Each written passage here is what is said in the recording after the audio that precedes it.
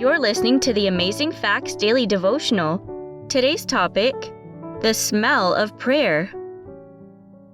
One of the 3 gifts offered to Jesus shortly after his birth was frankincense.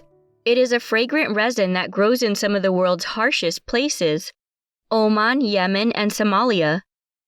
The spindly trees themselves are actually disappointing to behold.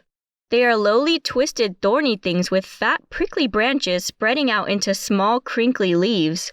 Yet, as soon as an incision is made into the silvery bark, brilliant drops of white resin ooze from the wound. These drops, known as lubin, are left on the tree for 2 weeks to dry. Then, the little pearls are gathered in the early morning. From Rome to India, frankincense was deemed one of the most prized substances in the civilized world. It was essential for a host of uses, ranging from religious to cosmetic to medicinal. Besides its lovely fragrance, frankincense is attributed with healing powers, which range from treatment of depression and irritability to ailments such as eczema. The frankincense trade peaked in the Roman Empire in the 1st century. Nero burned it by the ton at religious ceremonies. To supply the copious need, this rare resin had to be carried overland via long and grueling journeys. Eventually, incense caravans grew in size to 3,000 camels in a single procession.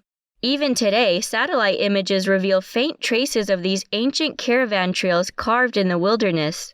The trade was so lucrative that Alexander the Great planned to invade Arabia in an effort to control and tax the roads, a plan thwarted only by his death.